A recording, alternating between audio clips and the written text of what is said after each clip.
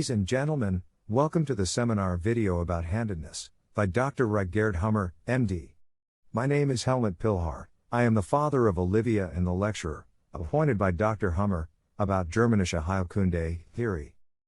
To know the biological handedness is at least as important as to know one's biological gender. The handedness can be determined with the help of the so-called clapping test. The biological handedness indicates the partner and mother-child side, and never change in life.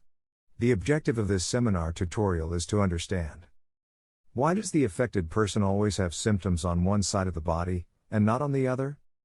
What determines biological handedness? What distinguishes left-handed from right-handed people? How can you still find out the biological handedness if the clapping test fails? What about the footness or I-ness? What influence do hormones have on biological handedness? Learn more about this in the 1.5-hour seminar video. Ladies and gentlemen, I would like to welcome you to this seminar tutorial of Germanische Heilkunde, by Dr. Gerd Hummer, MD. My name is Helmut Pilhar. I am the lecturer, authorized by Dr. Hummer on Germanische Heilkunde, theory. Which is a great honor for me. Initially, I was a technician. I graduated from the Higher Technical School for Electrical Engineering, and a second time for Mechanical Engineering in Wiener Neustadt. Ultimately, I worked as a software engineer.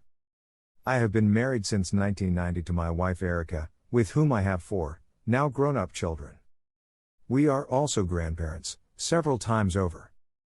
Due to the cancer of our then 6-year-old daughter Olivia, in 1995, we came to Dr. Hummer, and thus into a medical dispute, which continues to this day. Since 1997 I have been teaching the legacy of Dr. Hummer. My motto is: Germanische Heilkunde belongs to general education. Therefore, inform yourself as long as you are healthy.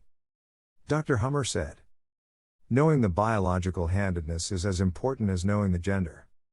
The cause of the disease.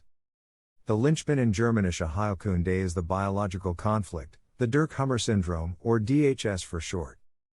This shocking moment is the cause of those diseases that develop by themselves, for example cancer, chronic diseases, allergies, and psychoses. This DHS has to be found, because only then can one know how a possible therapy has to be done. The therapy must be derived from the conflict. As individual as we humans are, our conflicts are equally individual, and accordingly, the solution must be as uniquely individual. There can be no patent remedy. The therapist's first action. Now, before the therapist goes to the patient in search of this conflict shock, he routinely clarifies 3 things beforehand. Shaking hands. He shakes hands with the patient, and thus already has the first diagnosis. Are the hands ice cold or boiling hot? Is the patient sympathicatonic or vagatonic? Is the patient possibly in an active conflict, or in a healing phase? At my live lecture, I illustrate this important initial diagnosis by shaking hands with the listener sitting in front of me. This person has warmer hands than I do 99% of the time, because they are at rest and vagatonic and listening to me. In contrast, I have to present the lecture and am therefore stressed and sympathicatonic. My victim usually nods their head in agreement with my explanations. If I promptly ask them to continue the lecture instead of me, their attitude usually becomes rigid. If I would actually get this listener on stage, they would become sympathicatonic with cold hands, just like me. Of course, everyday stress, without an active sensible biological special program, SBS, can also cause cold hands. During the day, and warmer ones at night, one has cold extremities caused by the standard and healthy day-night rhythm. The sympathicus and the vagus alternate. At a lecture, I am always sympathicatonic and have correspondingly cold hands, at least for the first half hour. If the audience follows my lecture, and no unpleasant incidents occur, I start to calm down. And by the end of the lecture, my hands are back to normal warmth. Following are 2 examples, where the person sitting in front of me had ice-cold hands, which led to a diagnosis or realization. In both cases, they were women. Case study: organ donation. In the first case, I had a specific conversation with the test person after the lecture, because of her cold hands. It turned out that she had an organ transplant and had to take so-called immunosuppressive drugs. She must never again enter a vagatonic healing phase, because otherwise, the microbes that would become active would break down her donor organ. This woman had therefore cold hands due to medication, by sympathicotonic acting means.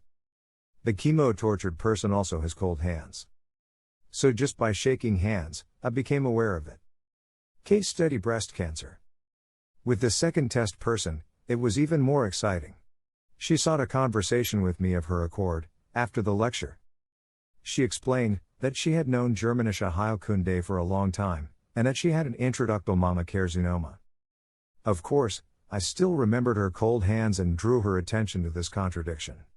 An intraductal mammacia, squamous epithelium, is a vagatonic healing phase symptom. This does not fit her ice-cold hands.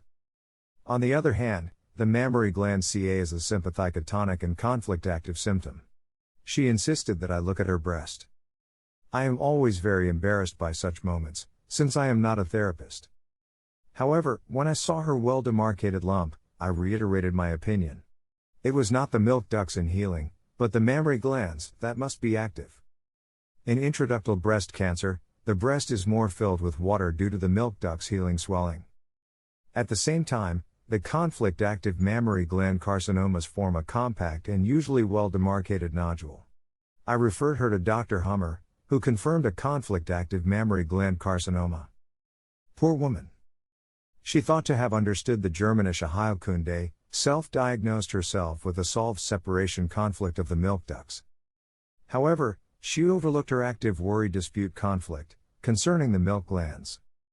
Above all, she did not notice that her hands were ice-cold. No one had noticed, at least no one called her attention to such an important symptom. I often observe that friends of Germanische Heilkunde cannot distinguish between a psychological problem and a biological conflict. Admittedly, it is also not easy and not to be understood immediately. One must be able to study and comprehend it based on many case studies. Above all, however, one should understand oneself, for example one's own symptoms on the level of the organs, and on the level of the psyche. One should keep a symptom diary. Handshaking is forbidden. I think these two cases clearly illustrate how efficient handshaking is as a diagnosis. The nonsense of an anti-coronavirus glove already prevents the first diagnosis. If one can do something wrong, then conventional medicine creates this. Today's behavioral commandment to avoid a handshake belongs to the so-called new normal, which lets us humans alienate each other socially. The time will come, where one may not touch each other anymore. Not only that, a cultural attribute is forbidden. With it worldwide, all people are forbidden their social needs as a human being. Through this, mankind generally becomes sicker and will not want to reproduce anymore. If one puts a pot over the flower to receive no more light, then this flower will die. We, humans, are very social beings. And this media hype of the coronavirus is justified with unprovable hypotheses of a science by refuted traditional medicine. It is really hair-pulling. Clapping test. The second thing the Germanic therapist does, is the clapping test. To determine partner and mother-child sides. We will discuss biological handedness in more detail in a moment. Hormonal status. The third step of the therapist would be to clarify the hormonal situation. The hormonal situation of male-female has nothing to do with handedness. These are two different things. In contrast to handedness, which can never change, the hormone situation can change at any time, for example by medication. In the moment of the conflict, associations are made past the mind. Thus, the conflict content is assigned and determined involuntarily. Thereby, it makes a big difference whether the person feels male or female. The hormone situation, therefore, determines our thinking, acting, and at which place in the brain the Hummer focus will strike, in the case of conflict. And with which SBS we will react. To recognize whether a patient is a man or a woman is relatively easy. Still, it is also getting more and more challenging nowadays. For instance, take the example of the emergence of transgender identities, or gender-fluid identities. One must look more closely to recognize the hormonal status. Alone this confusion of the sexes prepares the breeding ground for many further conflicts, that will come to this re-educated future society. But take note. There are also masculine women and feminine men by nature, like by the completely normal hormonal change. Just because a woman is a woman, does not mean that she is female. The same, only the other way around, is valid for men. The woman comes into menopause at about 50 years of age. The estrogen in her ovaries decreases. Thus, she becomes masculine and now has male territorial behavior. The man enters menopause at about 70 to 75 years of age. The testosterone in his testicles decreases. Thus, he becomes feminine and now has female territorial behavior. You can really say that the woman becomes a man and then the man becomes a woman. In the brain, they also change the territorial area sides.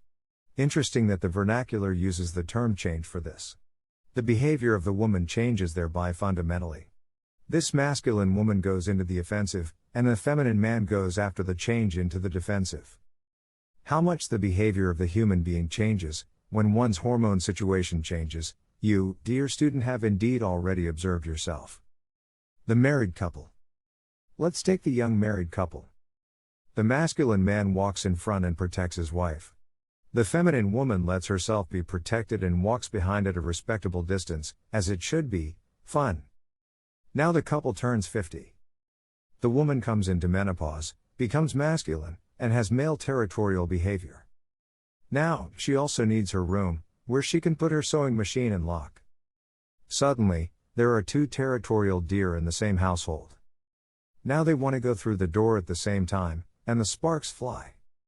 This disharmony now lasts 20 to 25 years, until finally the man with 70 to 75 years also gets into his change. With him, the testosterone of the testicle sinks.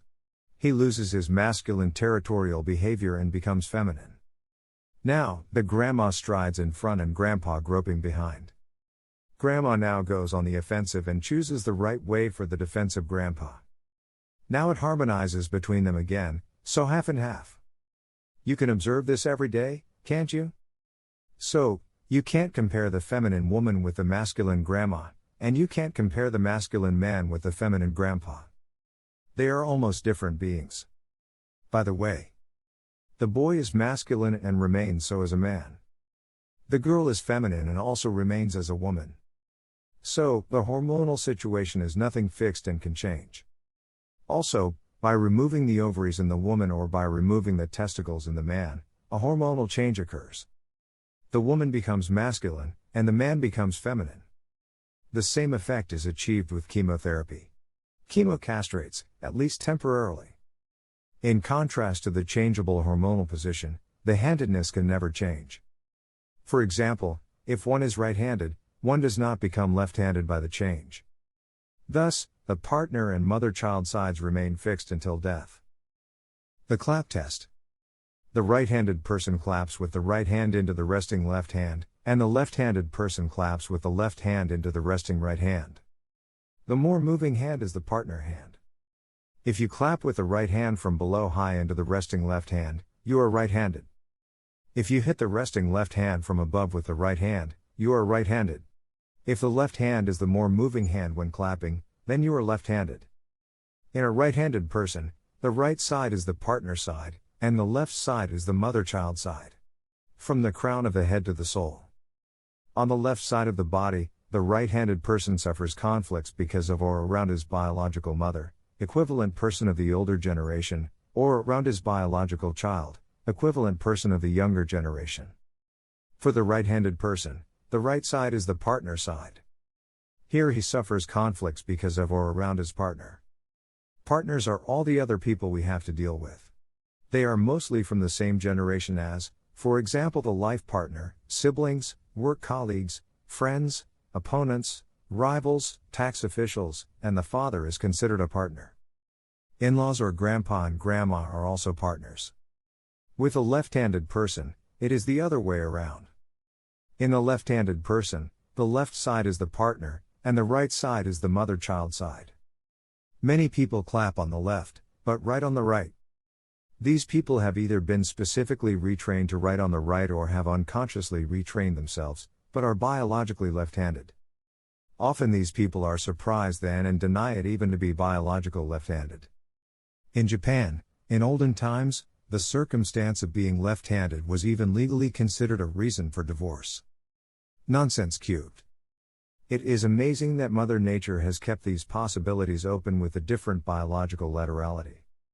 What's more, I have noticed with these aha left clappers, that they are often biological right eyes. Due to the dominance of their right eye, they inherently prefer their right hand. Thus, these biological left-handers have retrained themselves to the right by themselves. Time of its determination. Biological handedness is decided at the first cell division of the fertilized egg, and remains fixed throughout life. We know this from observing identical twins. The fertilized egg divides.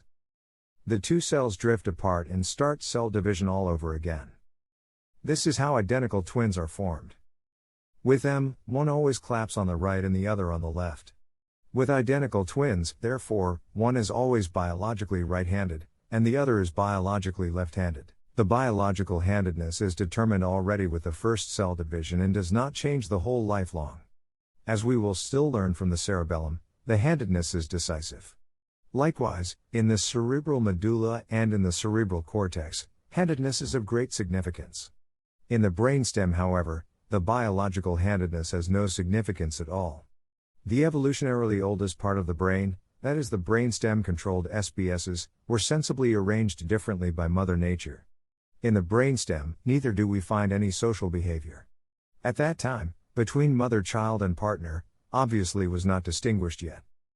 As an example, I would like to mention briefly intestinal cancer. If it occurs on the right side, it has nothing to do with the handedness. Rather, it concerns here an indigestible morsel which one cannot get rid of. We will come to this in more detail in due course. Note: with the first cell division of the fertilized egg cell, the cerebellum is already put on. What do mother-child and partner mean? Why mother-child belong together, and all others are partners, has to do with our developmental history. The early man was female. You can still see the remnants of this in today's man with his nipples. Have you, dear student, ever thought about why the man needs nipples? Possibly for playing or maybe for piercing? No, nonsense. The man's nipples are one piece of evidence, among many, that we humans have gone through evolutionary history. Without wanting to discuss the theory of evolution in detail now, one sees with the Germanische Heilkunde that as part of creation, we can infer creation itself. Creation is something living, which develops itself. Back to the meaning of the two sides of the body. In nature, the relationship between mother-child is always evident. The mother knows among 100 children, this one there in front, that is mine. The child also knows among hundreds of women, this one there behind, that is my mother. With daddy, however, the child can never be quite sure. Is it the nice uncle, or maybe the other one? And even the father never knows for sure, is that my child, or is it that one? Or maybe they are even all mine? Now, put yourself in a mother's shoes. She knows her biological child, and she knows her own biological mother. Everyone else around is a partner. So, partners are people with whom we have to deal. With the Pope, you will have rather no biological conflict. Maybe a psychological problem, but no biological conflict. With the Pope, you have directly nothing to do. But with a life partner, the boss, or the mother-in-law, you have to arrange. By the way, the most conflict-prone environment is, of course, your own family, the circle of friends, neighborhood, or workplace with boss and colleagues. There are usually also conflicts to look for. The biological handedness has nothing to do with the sex or the hormone situation. It is the same with men and women. The right-handed woman is the same as the right-handed man, the right body side being the partner side. The biological handedness does not change by menopause. Note: the biological handedness cannot change by any means. It is determined at the fertilization of the egg, and remains for a lifetime. Identical twins, observe, dear student, how you are walking together with your partner. Which one of you walks on the left, and which one walks on the right? Or on which side of the bed do you sleep? Usually, you have each other lying on your partner's side. Siblings also see each other as partners. So, the sister sees the sister and the brother as partners. The brother sees the brother and the sister as partners. That this biological handedness has absolutely nothing to do with the hormone situation. One sees well in the photo of these twin sisters in their young and older years. Unconstrained setup, one lines up with its partner side to the partner. All the same, whether as a child or adult. The left-handed person has his partner on the left and the right-handed person on the right. An ideal partnership would also be between a left-handed and a right-handed person. When both are seated at the table, the left-handed person sits on the right and the right-handed person on the left. They then have each other, as with twins, on their partner's side. Whereas with two right-handed partners, one has to put his partner on his mother-child side. Which could possibly also have a deeper meaning. My wife and I are both right-handed. In bed, she lies on my partner's side, on the right. And for me, my wife is a real fighting companion, with whom one can go through thick and thin. I see my wife as a partner. On the other hand, my wife has me lying on her left mother-child side. But I cannot imagine that my wife takes care of me like a mother takes care of her child, and has to look after me. But my wife is a super mother to her 4 children, and still is to this day. My wife is a motherly woman, who can also cook damn well. Gerd praised my wife, because of her cooking skills, and the Erica soup always had to be cooked. But my wife also lays to the right of me in the marital bed for practical reasons. When the children woke up at night, her side of the bed was closer to the bedroom door, and I could continue to sleep undisturbed. Mother Nature relieved the husband of his duty of motherhood. Mother Nature has imposed other duties on the husband. The handedness in the cortical territorial area. In the brainstem, glandular tissue, the handedness has no meaning yet. Only starting from the cerebellum, the biological handedness decides which organ side in case of conflict, the symptoms will appear. The cerebellum-controlled breast cancer is determined, therefore sidewise, by the biological handedness. Likewise, the cerebral medulla-controlled shoulder. Does one have shoulder pain on his partner or on his mother-child side? Just as the cortical-controlled neurodermatitis or motor paralysis, where does one have the paralysis? On the left, or on the right?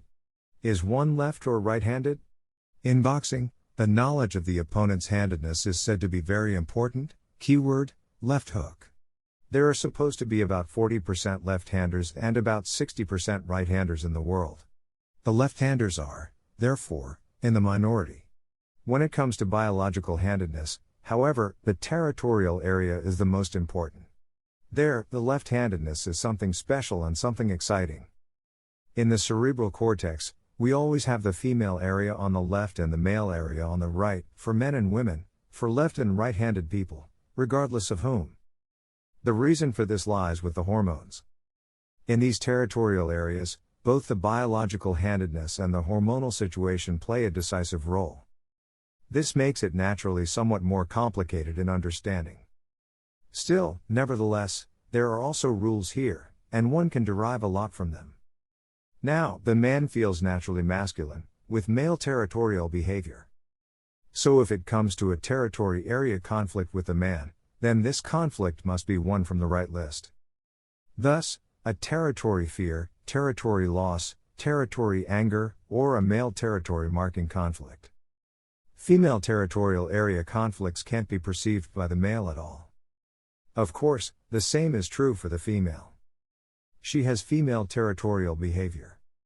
If there's a conflict with her, it must be from the left list, a fright conflict, a sexual conflict, an identity conflict, or a female territorial marking conflict.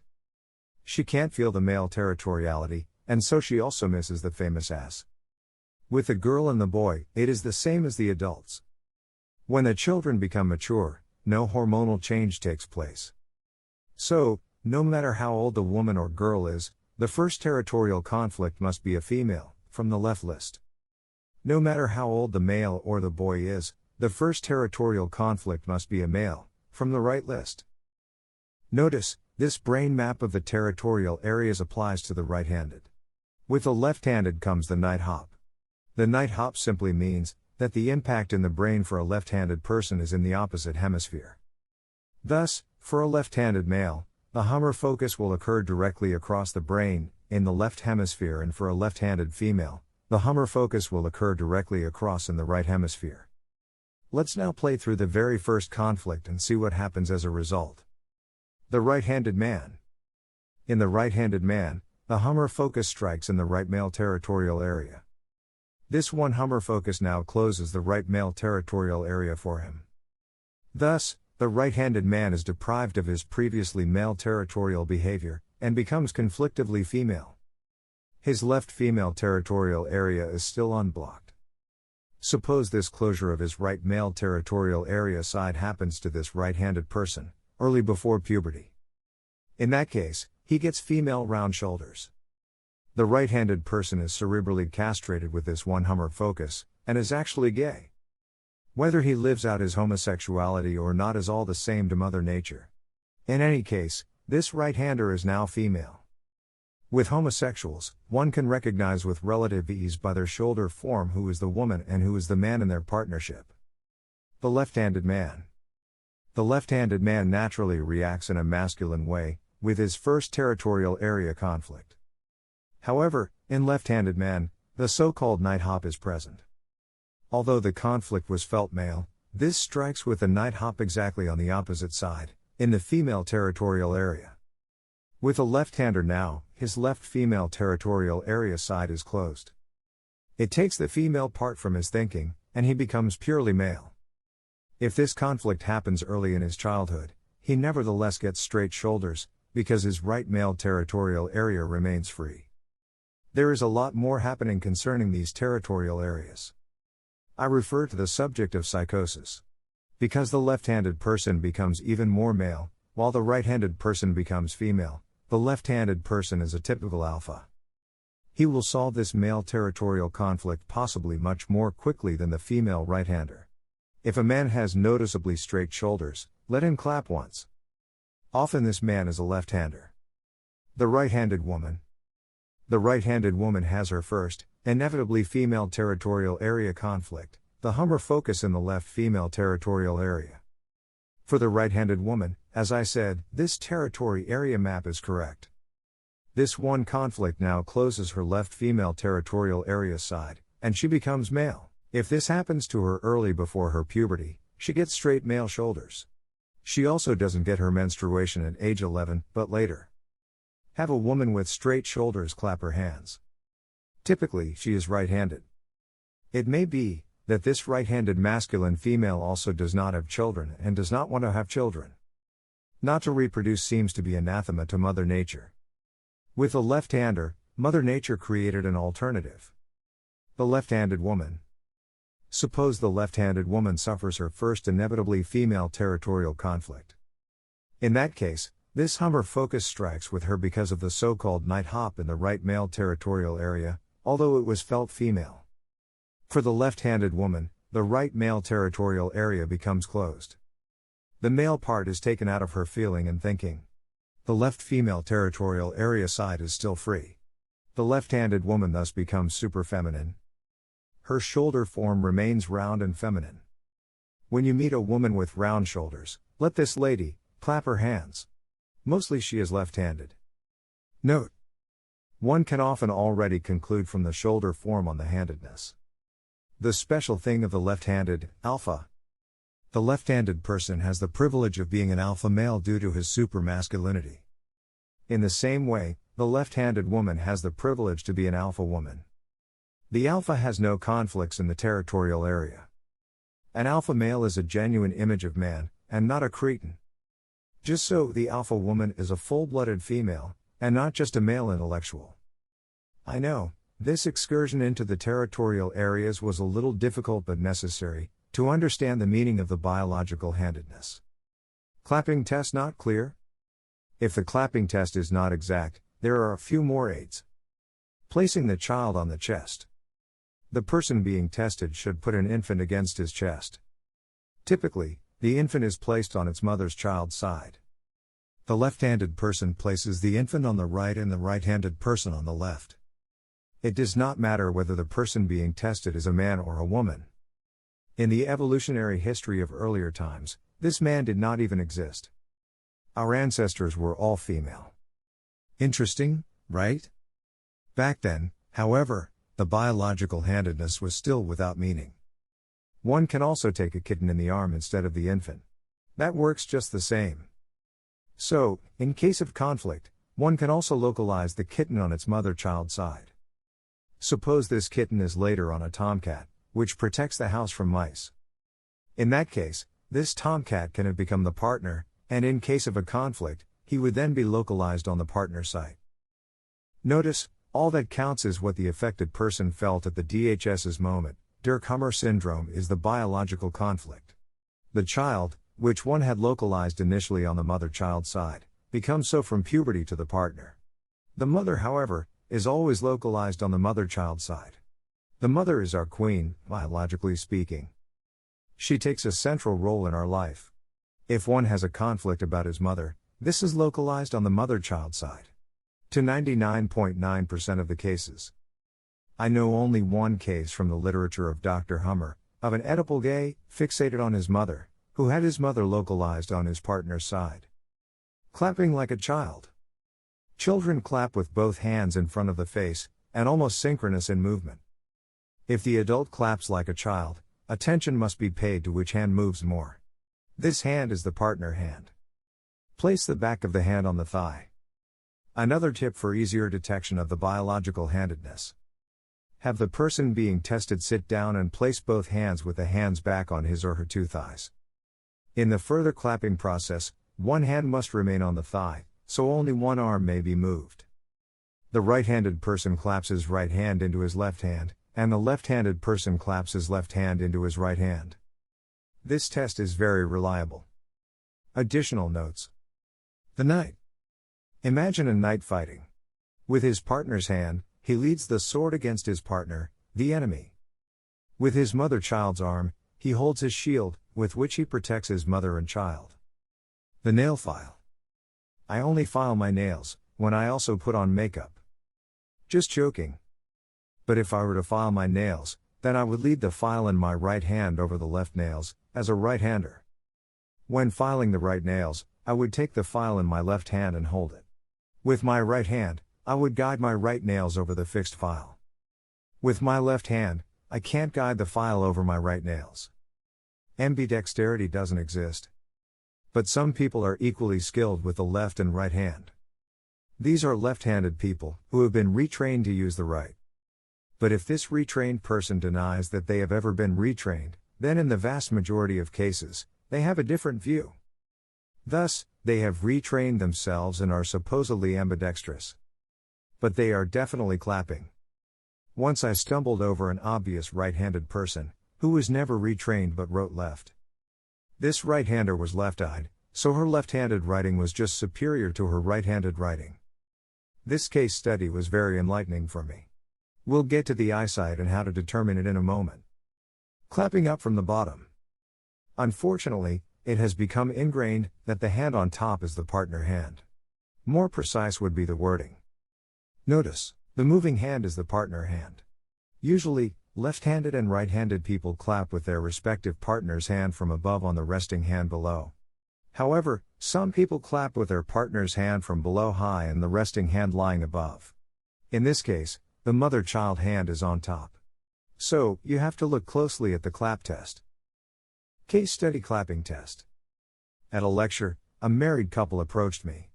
The man had lipomas inside his right leg, which kept recurring, despite surgical removal. I had this man clap his hands, and he clapped from the bottom up. I said his right leg was his partner leg. His wife immediately intervened and contradicted that I explained myself, that the partner doesn't just have to be the life partner. Of course, she wanted to distract. Her reaction was obvious. Obviously, she had such a hunch, and with it a bad conscience. It turned out that she regularly went to a faith association. She was even ceremonially married with a ring to the founder of this religious association. Since the founder was already long dead, one must imagine this ceremony to be like the nuns, who are married to Jesus, likewise through a ring.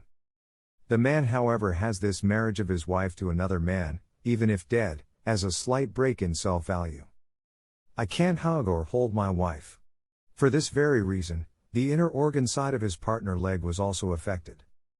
In the active phase, the fatty tissue, connective tissue, necrotizes. At the end of healing, it is and remains thicker than it was before. Suppose one gets into a polycyclic course or hanging healing, so one goes through this SBS repeatedly.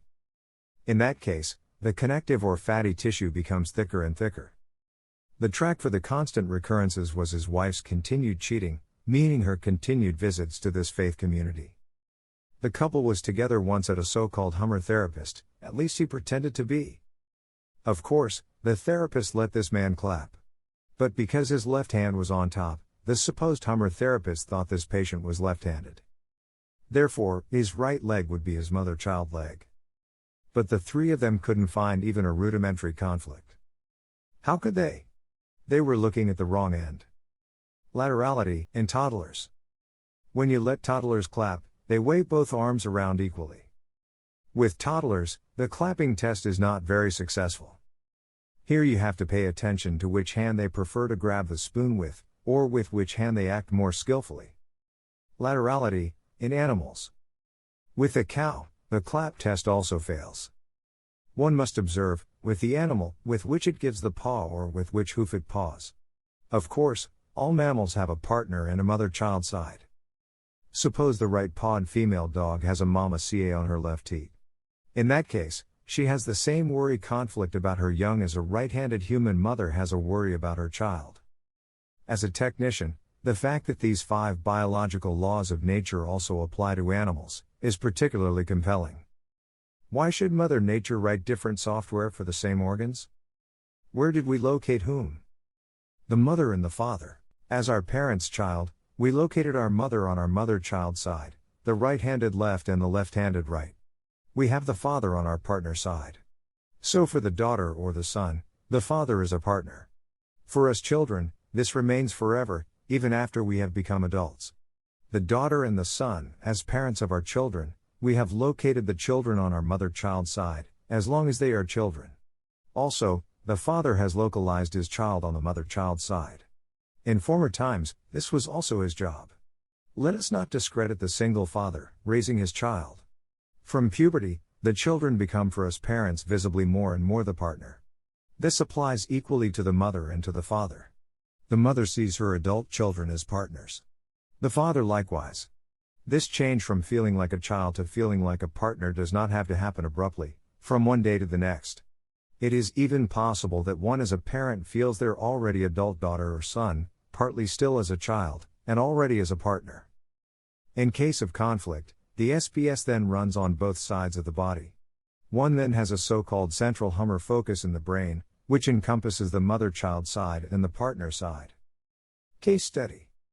Son perceived as child and partner. The father has employed his 30-year-old son in his own company. However, the son occasionally behaves as he did during puberty, when he rebelled against his father. Suppose now a conflict arises between the father and his son. In that case, he can feel his son as a partner of his company, to about 70% and at the same time as a childish little son, to about 30%. The father now gets correspondingly distributed organ symptoms on both sides at the same time. So one can perceive a person both as a partner and as a child. Notice. In nature, there is not only an either, or 0 or 1, like in computer technology, rather often an as well as. The siblings. The biological siblings share the place with our father on our partner side. We perceive brothers and sisters as partners. But again, there are logical, biological, exceptions. If the 10-year-old girl gets a sibling, this 10-year-old girl can develop mother instincts for this baby, which may remain forever. If she has a conflict about her baby, this big sister reacts on her mother-child side. The big sister then feels her sibling, like a mother feels her child, on her mother-child side. So, the partner can become the child. The grandparents, grandma and grandpa, are localized for us grandchildren on our partner side. Exceptions. If the grandma takes care of her grandchild like a mother takes care of her child, this child can have the grandma on his mother-child side. There are many people who actually feel that their grandma is more of a mother, and are less close to their real mother. So, the partner granny became the mother. Only a real grandma can achieve that. It is also possible that the father, partner, becomes frail and senile at an older age. Thereby, he can slip in our perception from the partner side to our mother-child side. You have to take care of your old father as if he were a small child. You have to feed him, wash him, dress him, and make sure he doesn't do anything stupid. As we all know, old people become children again. Parents in-law. The in-laws are partners, of course. Likewise, we perceive the enemy, wicked mother-in-law, on the battlefield as a partner. Work colleagues, friends, neighbors. All other people, also in the non-family environment, are partners. The neighbors, friends, work colleagues, and the declared enemy are located on our partner side in a conflict. Plants. Plants are also living beings, and on their leaves, we also find this Hummer focus. That the plants also have something like an intention, for example, to come to light, everyone knows. Everyone has already observed how a creeping plant holds on to the found fence wire. A little more difficult is the thought process, that these plants must even know about the bees somehow, because they themselves depend on the bee's existence. Can the plant communicate with another genus, across species? Does the plant have a consciousness? Apparently, it does. There are exciting observations about it. From trees, it is claimed that they can communicate with each other. For me personally, all this is beyond doubt. It lives. That is a crucial thing. Some people really love their plants. But I don't know of any field reports about how a plant lover can react if his favorite withers away. But there will be such cases, for sure. It will depend again on personal feeling, partner, whether one is grateful to the tree inwardly for its fruits, or whether one has it as a tender preciousness in front of him. Pet, the old woman may feel her parakeet is a child she must take care of. In case of conflict, this old woman may react with breast cancer on her mother-child's side. She feels the animal as a child. On the other hand, the jockey who wins trophies together with his horse and gets on the front pages, he can feel his horse as a partner. Or even the boy, his dog, by whom he is protected. Notice, the only thing that counts is how the patient feels. What he associated, and what went through his mind at the moment of shock. This association around the pet in the moment of shock can depend on whether one got it as a present. Was the pet given to you by a partner, or was it given to you by a mother-child? I have my experience to report on this with my dog Emma. Case study, my Emma. Emma was the only Rottweiler puppy for sale within a radius of several hundred miles. I needed a dog for protection, on my lecture tours. My younger daughter Elizabeth was with me, when I bought the puppy. Because she is a bit of a dog expert and would never have let her competent assistance be taken away from her. As a puppy, Emma was already with me on my lecture trips of several weeks in the camper. She was as good a dog as you could ask for. We understood each other at a glance. I understood her, and she understood me. Incredibly, almost telepathically. We also rarely argued and mostly agreed. Unfortunately, she passed away a year ago. It was hard for me, very hard.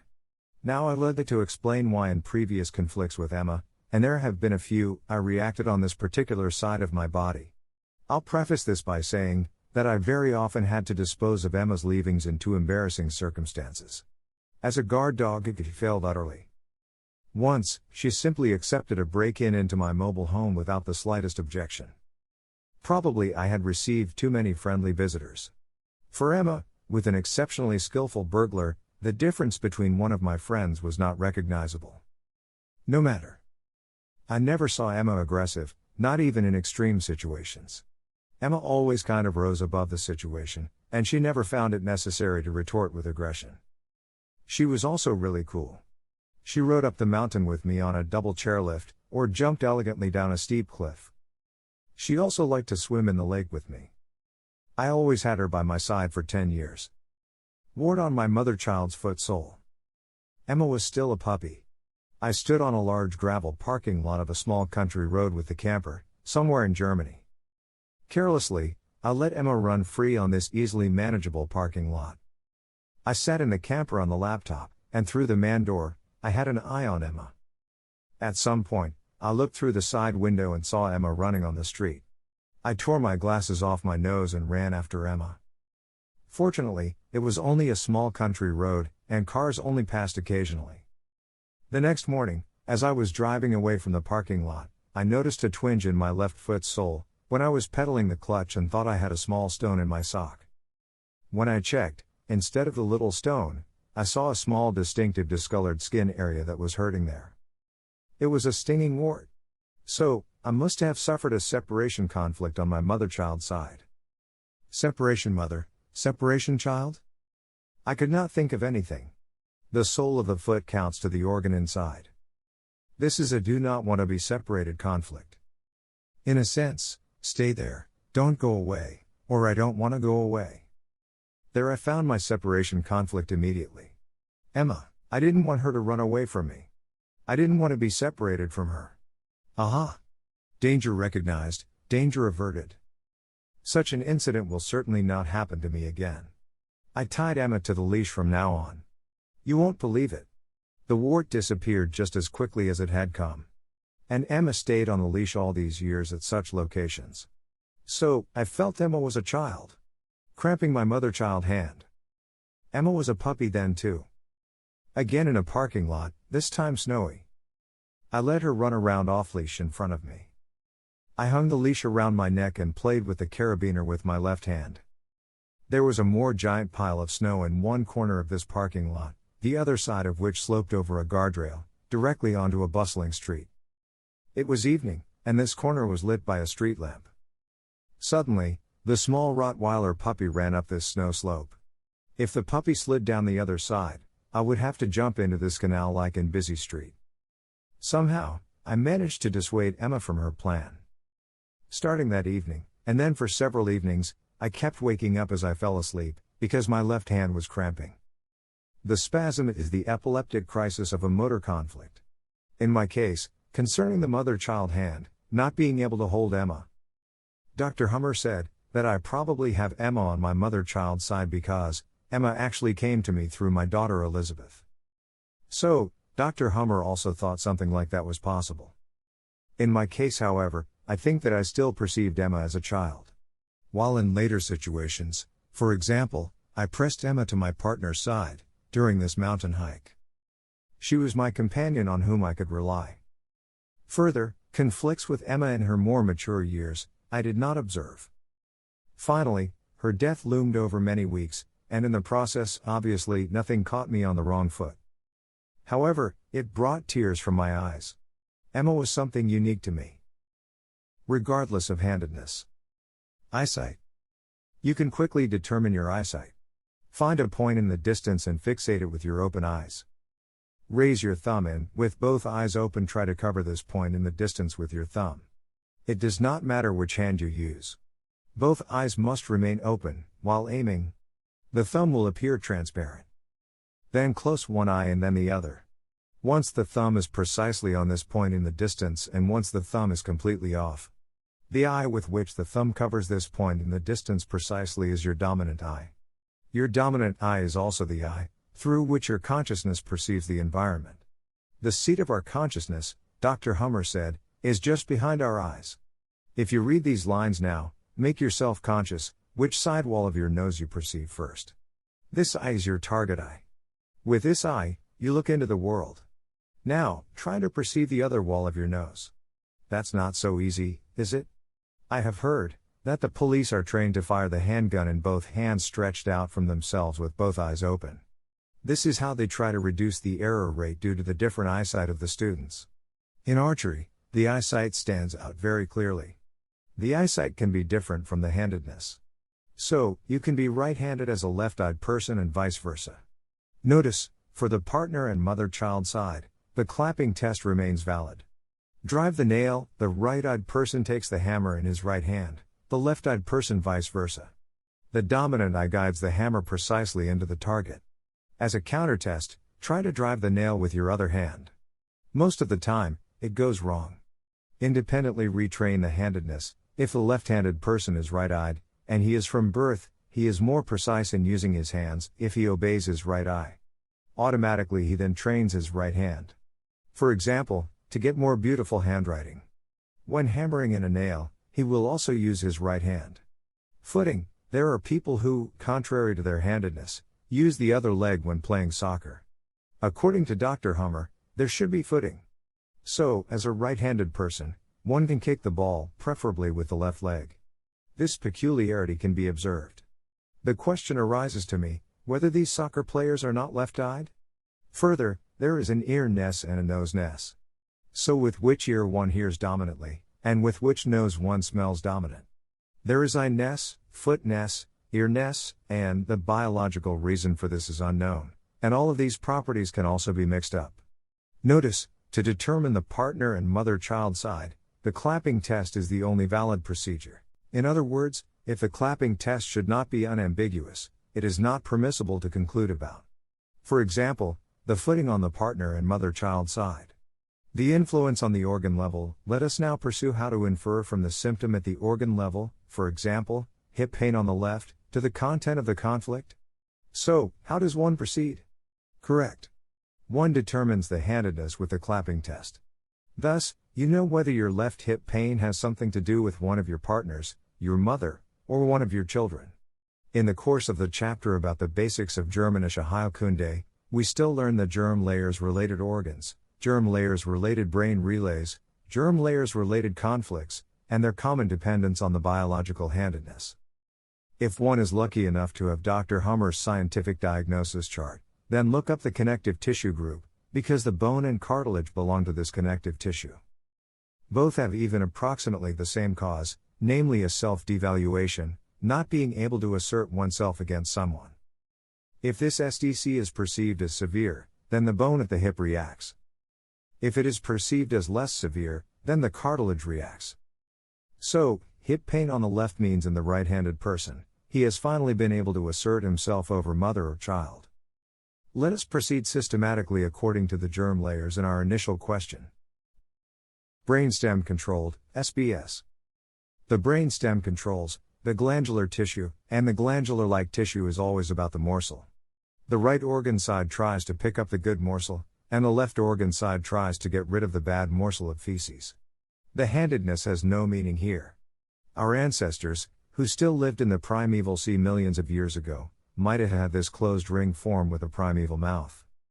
Its right organ side took up the good morsel, and its left organ side excreted the bad excrement morsel again. All this happened through the one single opening, the primordial mouth. By the way, sea anemones still look like this today. This worm had only two things in mind. Namely, to eat and to reproduce. Accordingly, it is about morsel conflicts here. A social behavior might have been still unknown to our ancestors. For him, there was only the big eye. He did not distinguish yet between partner and mother-child.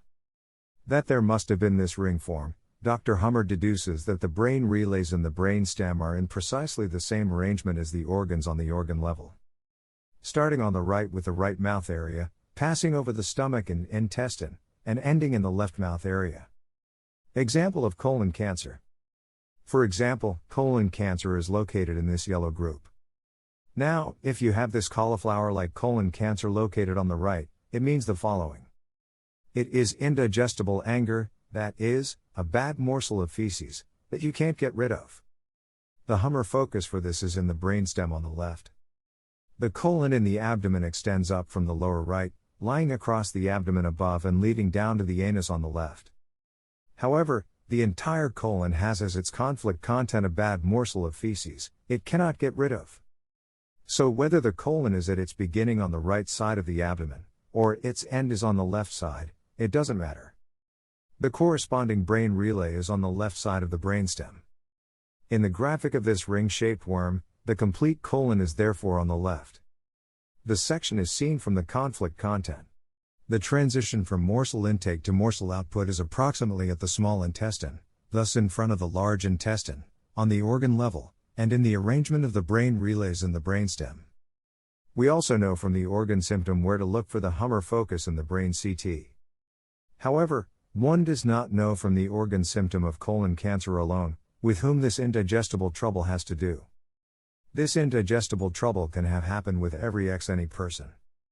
Let's define a random person, for example, the mother.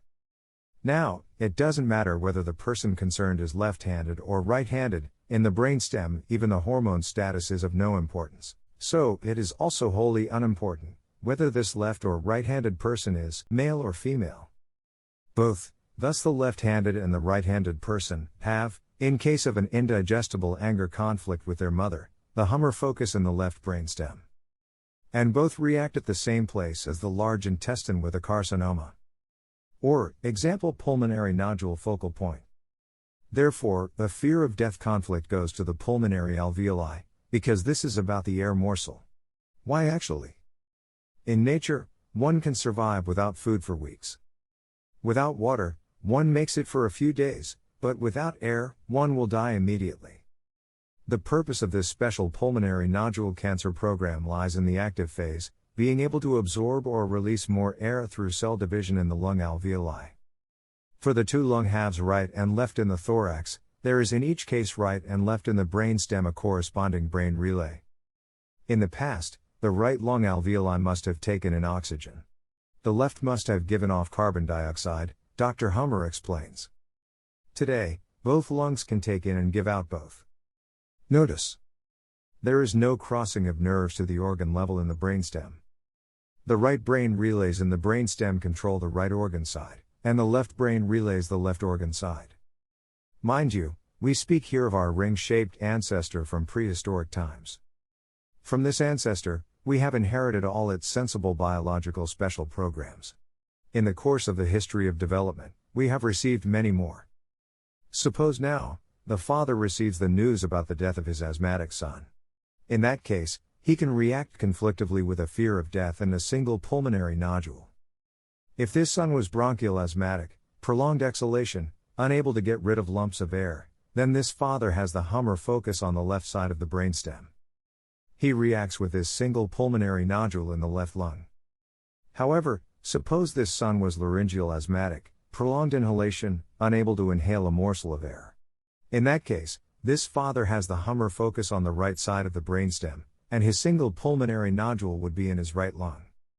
In fear of death for himself, he would have the lung full of pulmonary nodules and the Hummer focus on both sides of the brainstem. Cerebellum-controlled SBS. From the cerebellum, biological handedness has a critical significance, right through to the cerebral cortex, on which side of the brain the Hummer focus strikes. And thus also on which side of the body the symptom occurs. Notice: starting from the cerebellum, there is a crossing from the brain to the organ level. In other words, the right side of the brain controls the organ's left side, and vice versa. This cross-linkage between brain and organ is generally known. It is also valid for the cerebral medulla and the cerebral cortex. In the brainstem, this crossing does not exist. Thus, the right cerebellum controls the glandular-like tissue of the left side of the body. The left cerebellum controls the glandular-like tissue of the right side of the body. The question is, how does the Hummer focus get into this brain relay? Of course, this is decided by the conflict content itself, and from now on, depending on the biological handedness. Example of breast cancer. Suppose the mother has a worried conflict about her child, and she is right-handed. In that case, the Hummer focus hits her cerebellum on the right, in the left mammary gland's relay. This right-handed mother reacts with a mammary gland CA on her left mother-child breast. The reverse is valid for the left-handed mother. There is also breast cancer in men, but only in the more feminine men, says Dr. Hummer. Even in men, their handedness determines whether they respond with breast cancer on the right or left. If the breast cancer mother were to have her affected breast wholly amputated, the associated Hummer focus in the cerebellum would still remain unaffected. Completely untouched by this mutilation, her concern for her child would remain. The breast cancer would also not be able to jump to her breast on the opposite side. If a woman has a tumor in her left breast, and the clapping test shows her to be right-handed, then we know she must have a worried dispute conflict either with her mother, or with one of her children. If her mother died 10 years ago, but she has only had this lump for a few months, then her dead mother is not even a possibility. It must be a conflict that has to do with one of her children, and just a few months ago but continues to this day. Example: acne on the back. The cause of the acne is a violation of the integrity as conflict content, and it concerns the dermis with its sweat glands. The dermis symptoms would be apart from the acne, the pimple, the shingles, the melanoma, the skin fungus. The associated Hummer focus is located in the very back of the cerebellum. Suppose one notices conflictively that one is poorly spoken about. In that case, one feels this as an injury to his integrity. It starts the SBS of the dermis with cell multiplication, which is also the biological sense. The wall to the outside, that is, the dermis itself, becomes thicker as a result. You can protect yourself better, biologically speaking. Melanoma is therefore a conflict active symptom. In the healing phase, this cell proliferation of the dermis, which is no longer required, is broken down by the fungal bacteria in a tuberculous manner, and the symptom of skin tuberculosis is present. The pimple, the acne, the shingles, skin fungus, are symptoms of the healing phase. Now if someone, male or female, complains of acne on his right shoulder, and the clapping test reveals a right-handed person, then we know the following. One or more partners must have poorly spoken about him, which he felt to be conflictive. Of course temporally, this conflict is to be looked for shortly before the first symptom. And of course, there must have been a so-called track until today. In any case, this acne on his right shoulder has nothing to do with his mother, nor does it have anything to do with his children. Thus, we can already considerably narrow down the group of people in question. Through thoughtful questioning, we learn from the patient that the entire village has poorly spoken about him. And this cause is important to know, to derive an individual therapy from this highly individual conflict. There are always tracks to acne, and one must not disregard these tracks in the intended therapy. Cerebral medulla-controlled SBS. We are at the connective tissue with the cerebral medulla, which is bone, tendon, cartilage, adipose tissue, and so on. The cerebral medulla is about self-value collapse, with the most severe one affecting the bone and the slightest one affecting the adipose tissue. Example: shoulder pain on the left. For the shoulder, the conflict content is a self-value collapse towards mother, child, or partner. One was a spoiled child towards the mother, or one was a bad parent, no matter if father or mother, towards the child, or one was a lousy partner towards the partner. If there is chronic shoulder pain, there must be a track. If a left-handed person has shoulder pain on the left side, this conflict must have to do with a partner. If a right-handed person has shoulder pain on the left, it must have to do with either the mother or one's children. Example of testicular pain on the right. After a resolved loss conflict over a loved one or animal, with painless testicular necrosis in the active phase, these necroses are refilled with swelling in the healing phase. This can hurt. In this healing phase, the patients are then running to conventional medicine and getting their testicular cancer diagnosis and subsequent conflicts, mutilation, and poisoning for payment via their health insurance. Awful. At the end of the healing phase, the swelling reduces, but the testicle remains noticeably thicker.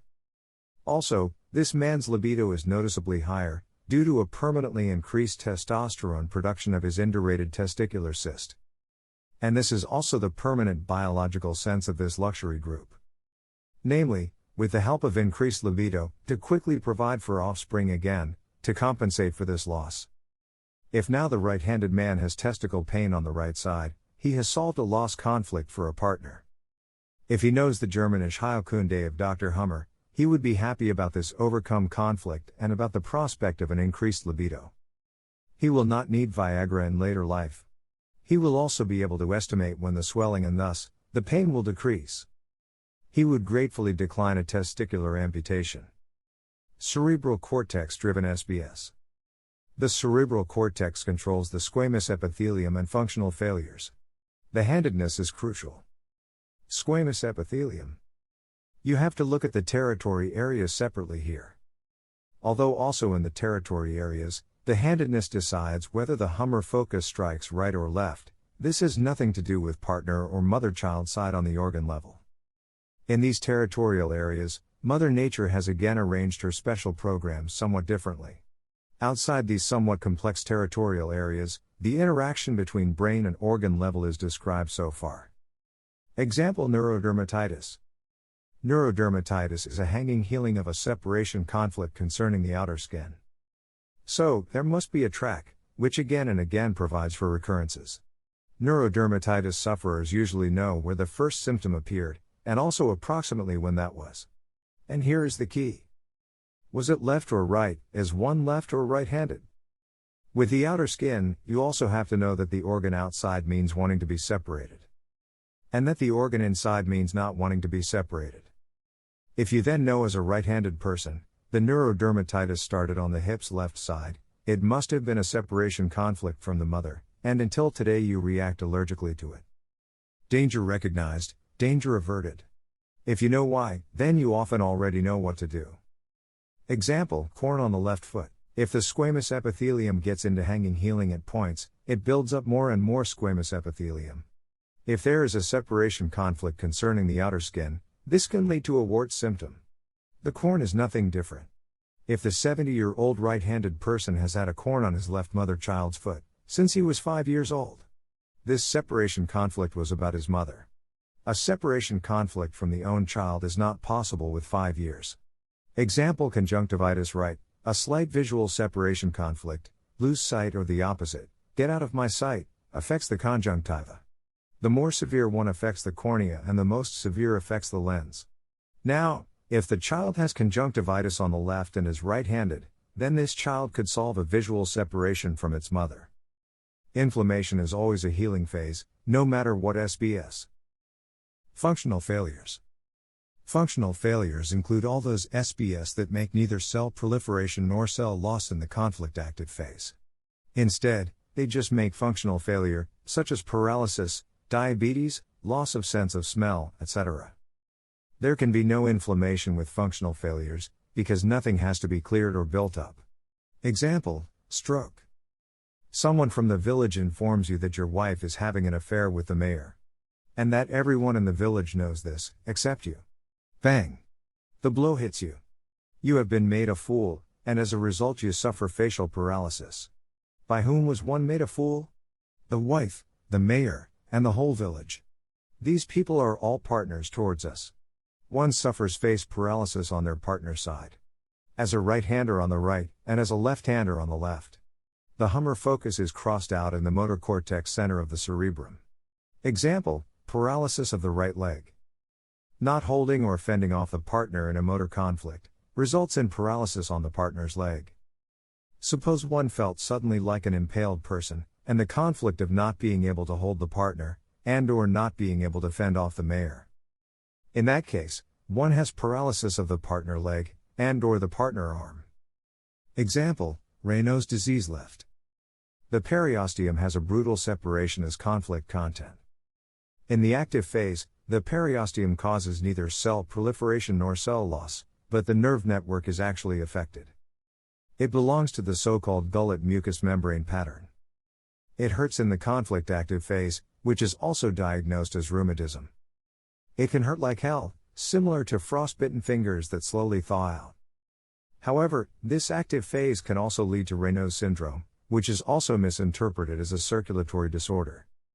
If the person with Raynaud's syndrome on the left hand is right-handed, he has suffered a brutal separation between mother or child. If the symptoms are on the inside of the hand, then he was brutally separated. If the symptoms are on the outside of the hand, then he wanted to be brutally separated. We are starting to interpret the organ level, aren't we?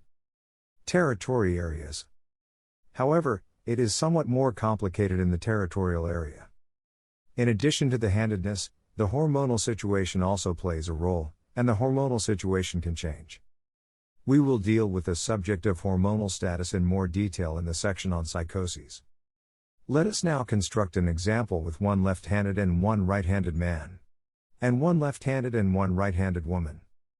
We let all four people suffer their very first territorial conflict. The women suffer their first territorial area conflict as the hormonally constrained female, and the men as the hormonally constrained male.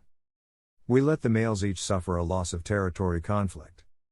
The females each suffer a sexual frustration conflict of not being mated. What the territory represents for the man, the baby is for the woman. This territory area map is valid for the right-handers. With the left-handers comes the so-called night hop. The feminine woman. The right-handed woman has her Hummer focus in the left female territorial area, more precisely in the relay for the coronary veins and uterine cervix neck. If she resolves this conflict, pulmonary embolism occurs in the crisis of the healing phase. The left-handed woman, who feels this conflict completely identical with the right-handed woman, has the so-called night's hop. The Hummer focus strikes her exactly on the opposite side in the male area, more precisely in the relay for the coronary arteries.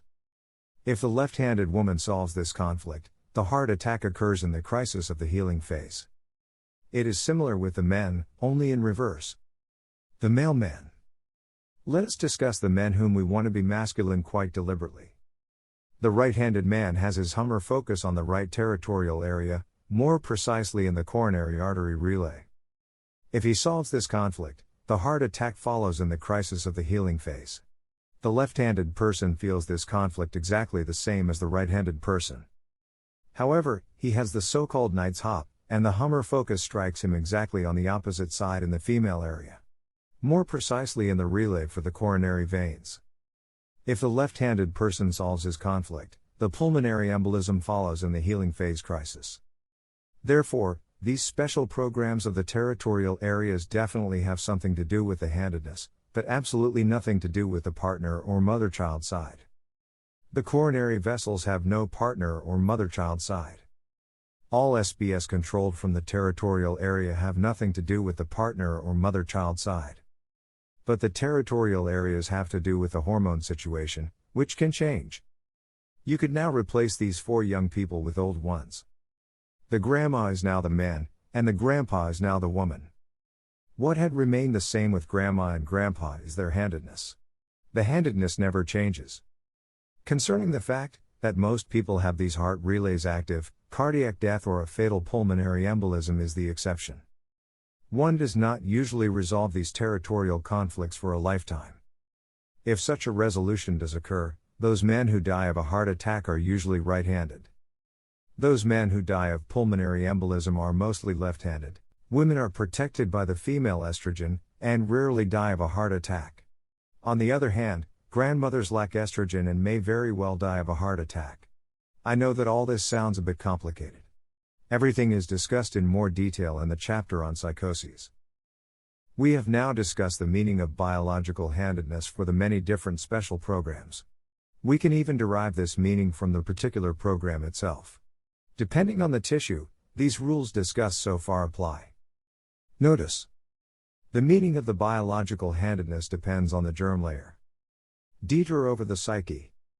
If, despite everything, the biological handedness is still unclear, then starting from the organ symptom, one can search for a relevant conflict. From the symptom, we know which conflict to look for. We also know from the symptom whether it is a conflict-active symptom, or a healing phase symptom. We also know when the symptoms occurred. After all, the conflict itself must always have the 3 criteria. Highly acute dramatic, isolative perceived and caught on the wrong foot, meaning absolutely surprising. The next question would then be, was such an incident with the mother, child or partner? If one can then pinpoint the mother, we know from the sidedness of the biological handedness symptom. One must go even this way with the animal, because with the animal the clap test fails. Case study. Bone dent on the skull. In a seminar participant who had a more considerable dent on her left skull bone, the handedness could not be determined by anything. But the organ side of the symptom could reveal her biological handedness. The cranial dome has as conflict content a severe intellectual self-value collapse. How could I have been so stupid? And such a conflict she has suffered as a leading employee of a big company, actually towards her boss. The boss is definitely a partner. So, the seminar participant had to be left-handed. Case study. Udder inflammation unilateral. An acquaintance of mine had a small farm with a single cow. This cow let herself be milked only by him, and by nobody else. One day, however, the farmer had to leave the farm for a week.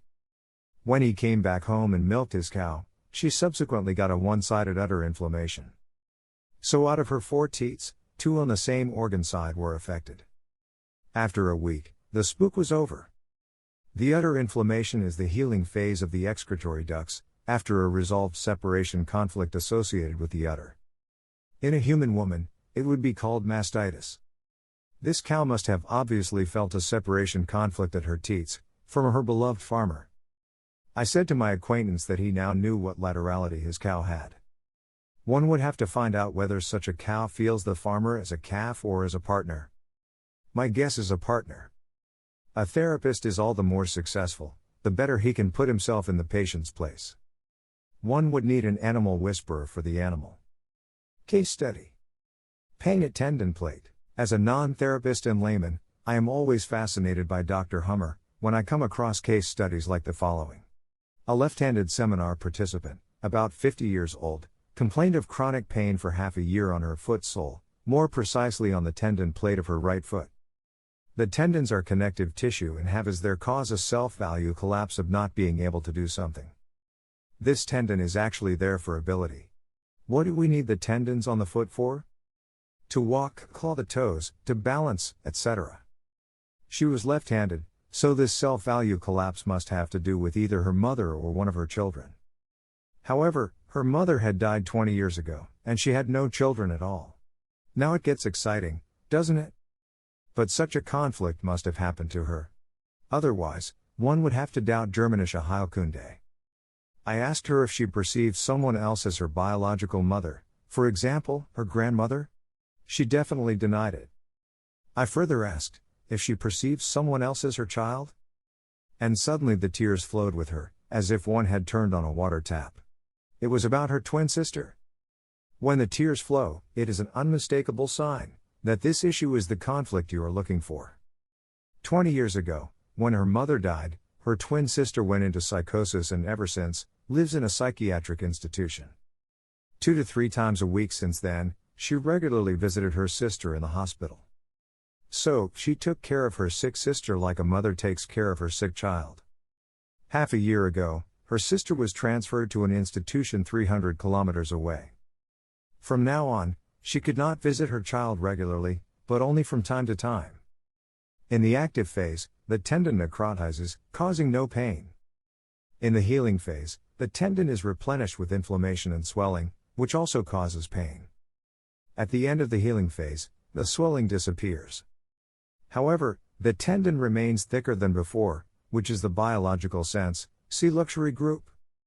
Since her sister's transfer half a year ago, this seminar participant has a hanging healing with her tendon plate, which causes chronic pain. After I found the conflict on the mother-child side with this seminar participant, even though her mother had been dead for a long time, and she had no children, I sank into my thoughts. How could Dr. Hummer have discovered all this? Another seminar participant was a masseur, who must have overheard our conversation. In any case, he really forced his massage therapy on the sufferer, and she let him do it. He hurriedly massaged her foot and gave one or the other nutritional tip, which in his opinion could still be helpful. When will mankind understand the discovery of Dr. Hummer? Will we ever be able to grasp it? Example, introductal mammacia. This 30-year-old woman died of breast cancer, during conventional medical pseudotherapy. Through the illness of his wife, her husband found the way to Germanische Heilkunde. And he researched the cause of his wife's breast cancer, because this breast cancer was, according to Dr. Hummer, on her mother-child's breast. With the best determination in the world, the husband could not in retrospect find any dispute between his wife and her mother, and she had no children. He finally found her diaries, and understood why she had her breast cancer on that side. At 7 years old, his wife played as a child not with dolls like her friends of the same age, but with her little twin sisters who had just been born. As mentioned earlier, a 7-year-old around her much younger siblings can develop maternal feelings. At the age of 16, however, these twin sisters went off the straight and narrow and into the drug milieu. Eventually, she even moved away to faraway Paris, where they became involved in prostitution. The patient suffered a separation conflict on her mother-child side about her sister, who she actually felt like her children. The widower found the following sentence in his wife's diary. "I don't want to have to play mother anymore." This was apparently her conflict resolution. She was able to change her inner attitude towards this problem, and thus solve it. In the subsequent healing phase, the so-called introductal mammacia developed. The cause of introductal mammacia is a separation conflict, associated with the breast. The child was torn from my breast, or the partner tore himself from my breast. In the conflict active phase, the milk duct squamous epithelium ulcerates, which is also the biological sense. Namely, the ulcerative dilation of the milk ducts, so now the remaining milk can flow out. This active phase is seldom noticed, because it is without pain. The affected breast is cold and numb. Possibly due to the ulcerative contraction of the milk ducts, there may be a noticeable dent on the surface of the breast. If it happens directly near the nipple, the so-called slippery nipple can be formed in this way. However, the conflict active phase does not hurt. But the pain of the healing phase is there immediately after the conflict resolution, which is naturally unpleasant. If the load of the conflict is smaller, you will have mastitis in the healing phase. With a larger conflict load, you have the intraductal mammaceae. All these squamous cell carcinomas, such as intraductal mammaceae, bronchial CA, cervical CA, bladder CA, etc., are not real cell division cancers at all, but only healing swellings. They are all healing phase symptoms. At the end of the healing phase, the swelling disappears, and all is well.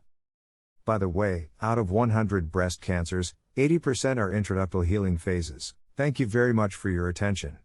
Helmut Pilhar, father of Olivia.